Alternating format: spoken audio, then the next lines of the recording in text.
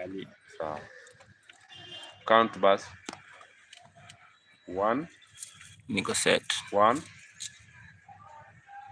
Count nakosa count. Mimi ya Afichua. Yune mangi. Sikutapesa.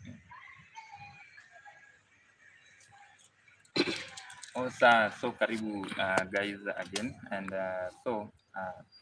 habari za asubuhi Nabii. Mzuri sana. Okay, so ningependa at least ujiintroduce kwa yule ambaye ana watch this for the first time, umuelezee wewe ni nani. Juu tumekutembelea hapa Kilifi, so ningependa explain to them who are you. Kwa majina naitwa Nabii Gogoo. Mimi ni spiritualist, traditional spiritualist. So I'm studying or practicing the knowledge of spirituality, the spiritual knowledge of African tradition. So my spiritual knowledge or spiritualist practice is unifying all universe. So mine is connecting to anybody, as long as it can help you or we can help each other. We have no boundaries, we have no divisions, we are not against anybody, because it's a unifying thing that's unifying everybody around the world. As long as you are a black, you are in the black people. So this thing is just unity. So spirituality, spirituality, unajua wengi maybe kuna yule ambaye anatazama hii bado hajaelewa hii spirituality. Spiritual in what way? Yeah. Okay. Spiritual means that the practicing of human spirit. So where you go beyond physical body. So in the body of a human being, there are two things. We have the physical body and the spiritual body. So the spiritual body has a lot of knowledge that guides each and every person in his or her life. So that is the knowledge I'm trying to do, and it has been there since ancient time, since our forefathers. So I took this knowledge from our forefathers, and it's the knowledge people buried because of the civilization which came, and we are trying to wake it up, at least for the younger generation, to understand it more. I know it might sound weird to some people. They will call it in a negative way, but it is not negative, because we are just practicing something positive. For those who don't understand it, don't you just take it that spiritual practice is a negative thing. No, even religion practice spiritual knowledge. Even any denomination, there must be a spiritual knowledge, because our body is composed of two things, the physical and spiritual. So you just pay attention and listen and get the knowledge. How long have you been doing this? I think maybe it's now, because it's something which is inside us. So I can't say it's how long, because there's so many mysterious things happens in our life, or in my life, since I really. But when I realize myself is now around 2-3 years. When I started realizing myself, I'm not the same person. Yeah. So Nabii, nimeona kwa mkono yako kuna vitu ambao uko nazo hapa na hatujui ni kazi zao ni gani. So ningependa utuelezee, juu hata kwa mkono naona kuna some zinaitwa sijui shell. Naona kabla tu ningependa at least explain na utuelezee kazi zao ni nini. Hii inaitwa cowries. Hebu onyesha kwa wale ambao wako na kamera, onyesha tunaiweka juu kidogo, so waione. Hii inaitwa shell. So these are the male shell. I have the male shell here to represent. Lift na juu. Okay. These are male shell. Hebu leta nionyeshe. Those are male. Hii hapa. We have male and female. The female one aina hii the back. Of female one aina hii back. So the female one is this one. I think this one is the female. So mnatazama hii. It's male, so it may open. So we have the male and the I female. hope mnaiona. Yeah. So So sorry. we have the male and the female. So this has its meaning for calling on the spirit. You assemble the spirit with this. Maybe if you want to do some checking, or you are doing some spiritual consultation. So you can consult with this one. And for this one, this one is, I don't know, in our tradition of low tradition is called ko or nyakalondo. So nyakalondo is where you assemble the spirit inside this. So the spirit, when you shake it, you assemble all the spirit of your forefathers inside there. There's no any foreign spirit we are acquiring. We are only acquiring the spirit of our forefathers. For those who understand will understand that we don't acquire any foreign spirit in ours. It cannot work. Our parents' spirit is most normally get us. Like in religion, we call them the saints. So when your father dies or your grandfather dies, they become saint. So to us, they are the people who guide us because they are made in us. So they are in us. So when you are, maybe if you are being born, they will give you a duty to do. That's why they will help you with and physical benefit.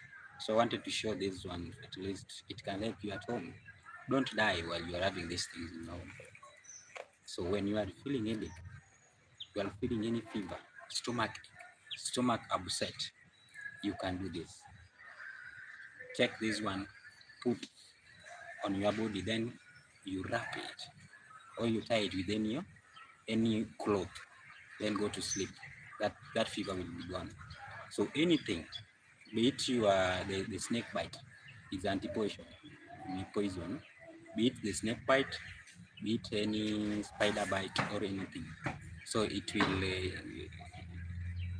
this one will neutralize it. You can use also this one in spiritual for calling somebody who maybe somebody who mwenye alipotea. So you can call him with this one. You can also chase somebody with this one.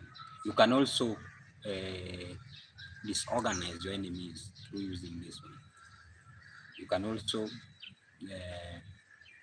you say, when you have some things in your house, the wall gecko, which are those are the spiritual monitors. They monitors you every time. You can use this one to chase them away. This thing. So don't take it just like this. So how you in to onion. So how are you using it, like to chase hata hizo demonic spirit, hizo vitu zingine unaitumia aje? So you can cut this one. Let me talk of chasing maybe the wall gecko. You can cut this one into half like this. Then you pour some salt around it. Place it, close it again, then place it in every corner of your house. Take 4 of them. Then you will see what, if there's a problem spiritually in that place, the wall gecko will run away. Or if there's something somebody has put there spiritually, it will attract it, and you will see some black things around that room. So when you want to bring somebody in your life, or you want, let me not talk about that. That's for another day. Okay, when you want to make a decision in your life, maybe you have 2 boyfriends or 2 girlfriends, you want to choose which one is real for you. You can take just one, cut it halfway, put it. So write a name of one person's name. If it is your one boyfriend, write his name there. There's another boyfriend. You want to choose which one is good for you to marry you, or which one is good, or you want to do any business and you are confused. So this one can be used for decision making. Cut it halfway, write whatever you want to write. Maybe if it is a business name, you want to sell onion, you want to sell tomato, or you want to sell land, or you want to sell car. So you cut it into the right, whatever you want to sell, put it into that onion, then pin it. Pour some salt, put it in the other also, another one. So let's say you want to do business. Now cut it into two. Right, this one is for selling cars. Write in a plain paper, put that plain paper, pin it. Then another part of it, right, I want to sell houses, put it right there, put that paper on another onion, pin it. Now take this onion in a dark place for 3 days or for 7 days. So if you see one of them has germinated, that one is what you should go on. But if you see both of them have germinated, you can do any business. You can choose one and do any. But if you see none of them has germinated, look for another business. Okay. Now, when you want to travel, secret, if the road is clear, now you can use this one. Take a white paper, a white handkerchief. Now, have a pin. Wrap that thing, wrap the handkerchief inside this onion, pin it. Now, before you sleep, check. You can say, I want to travel to Nairobi. I want to check if the road is clear for me. Now, show me in my dream if the road is clear for me. Pin it, then put it on your pillow. Sleep. You will see everything in your road. Every vision will be shown for you. So, if you see an accident while you are dreaming, my friend, don't try. It is real accident. If you see there's a problem on the road, don't try. Change the destination. Try it another day. Don't go into that day. Don't go. Now, it has so many benefits. Now, which one also? Now, for choosing somebody in your life, you can use this one. If you want to chase somebody, write his or her name into this. So you cut it half like this, but don't cut it all. You just leave a piece. Right, that piece is still holding the onion, so it will be like this. Now write the name of that person into that paper on a plain paper. Place the plain paper inside this, close it, pin it. Now say whatever you want.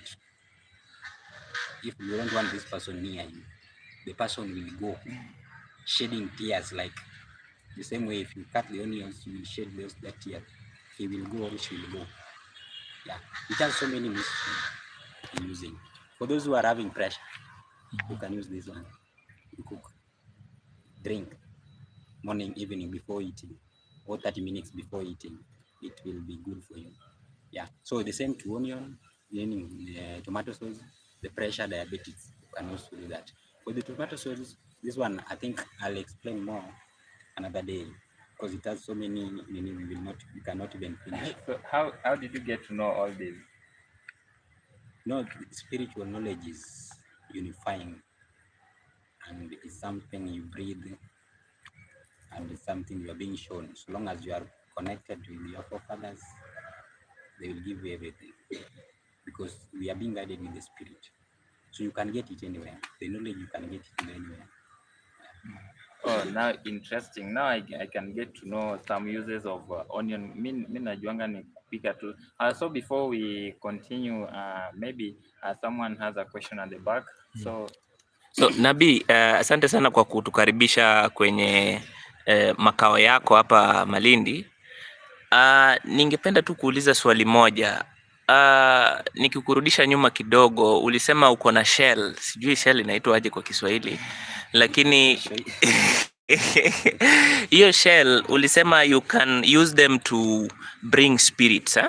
It's called you assemble spirits. You assemble them. So how like ni umesema si foreign spirits but ni black spirits, eh? Your own spirit. Your own spirit. Forefathers. So I'm using my forefather's spirit. I'm not using anybody's spirit. My forefathers, my grandfather's spirit. So when I stand and assemble them, I can assemble them, all of them. The closest one is my grandfather, the father of my grandfather, and the father of my grandfather. Of your great grandfather. So I can assemble even my grandmother's spirit. So when I assemble them together, I only call for the positive energies in them, not bad energies, because mine, I don't do anything negative to anybody. If you want to do anything, I'll show you and do it yourself. But I don't do anything negative to anybody. I don't kill anybody or advise you to go and kill anybody. No, because nature can punish you when you do that. Yeah. It's what people don't know, that all these spiritualists are killing people. No, don't do anything negative. So does it mean that the narrative that has been ongoing that ni waganga ndio huwa mnaua watu, sio hiyo ni uongo? Waganga huyu so ni mtu tu ndio huwa mnafanya mtu aue mtu ama? Sasa, mganga hawezi kuambia ati mimi nakufanyia hivi. Okay, though mimi upande wangu siko kwa mganga, siko kwa I'm just educating all of them, be it in the religion part, be it in the waganga part. So I get the education is unifying. I have no boundary. I cannot go to that church. I go to any church if they welcome, and I teach anybody in any place. So even if waganga, even if Christianity, most Christians people come and I advise them what to do. Okay, this is how things happen. If you go for a witch doctor to do for you any witchcraft in somebody, when you want to kill somebody, you will do this by yourself, not him doing it for you. Your spirit is what is going to do that. So when you go there and kill somebody, it is your spirit which is responsible for this. That's why when you're being haunted, it's your spirit, not the waganga spirit or the doctor spirit or the pastor spirit. It is your spirit that spirit will follow. That's why they will tell you, go and do and this. If it does one for cutting something, go and do it by yourself. So not that these people are the one doing it. They will just show you how to do it. And when you do it, it is you who is responsible for that. It's not the doctor. He's only giving you instruction how to do it. But if he cheats you to do it, he will use your spirit. Now, maybe if I ask another question, is it true that in the past tumekuwa na wenye like for instance when ulikuwa unasema we can use onions to also know if something is wrong in your house, does it mean that nikiwa pale kwa nyumba mimi niende niweke chumvi, nikate onion alafu niweke chumvi na kitu iliwekwa kwa hiyo nyumba yenye mimi sikujua, itaonekana wazi ama itadhirika wazi kuwa nina some spirits inside my house? You know, in physically, the small things you will just see it physically, but in spiritually, when you see them, they are big things. So you'll see maybe black things, the black things zime around the onion. So because that onion in attract negative, anything negative, it will attract. Yeah. So that way, there are places it will attack, and those negative things get inside the onion. That's why you know, don't use, if you use this onion, use it all. Don't leave it, and you will use it more. No, it will attract bad negative in you, and then most of the things will just affect you, because when it finds anything strange, any spiritual problem, strange or negative problem, it will attract inside this. That's why you'll see you are putting onion somewhere, all of a sudden, just a day, imekauka or it has dried. There's a problem in that onion. Throw it. Don't use it. It has attracted the negative things. These things, the onion and salt are being used for cleansing and attracting the negative things inside your house. So this one is a protection. You can use even when you are sleeping. Nothing will happen to you. God will never dream anything bad. Yeah. And there's so many uses of everything. Yeah.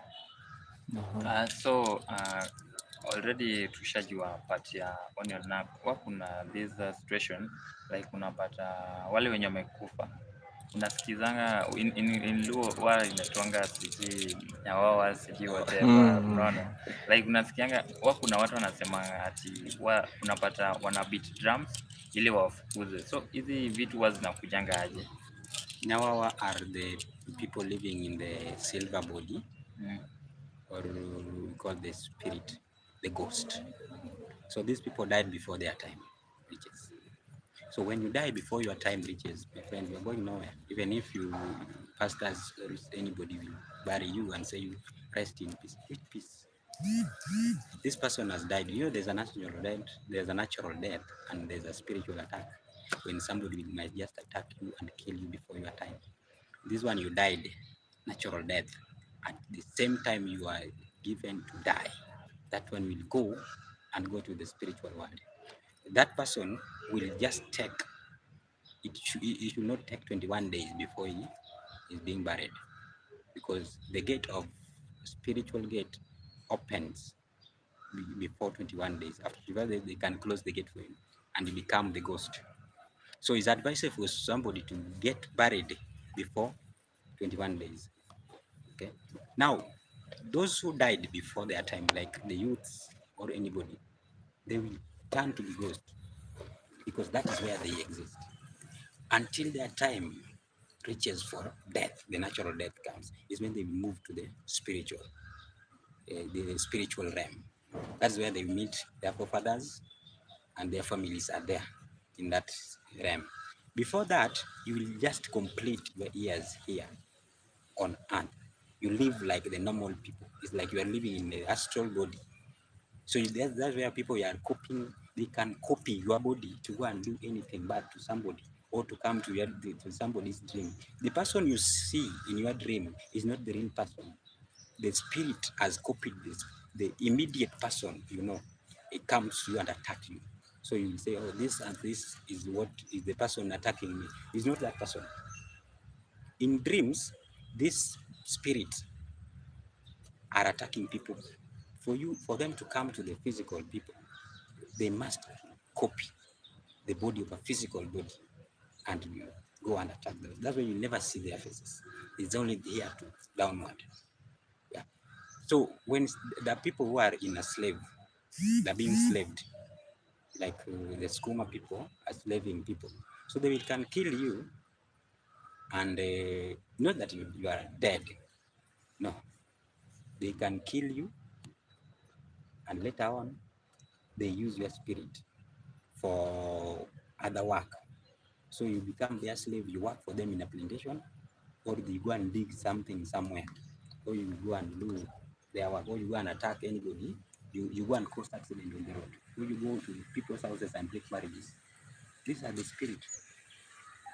Yeah. So meaning spirit can enter you and make you do something out of your conscience. Yeah, most people are doing that. Most people are not them. They're working with the spirit which are not them. The foreign spirit has attacked their body and making them to do some crazy stuff. That's why you've seen somebody, if he's mad or drinking alcohol, he will be unconscious. He will do some things.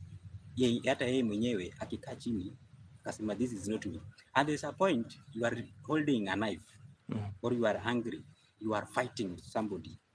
Then after all of a sudden you stab that person. After a few moments you are like, I don't know. I didn't know what happens. Oh, my eyes just go black.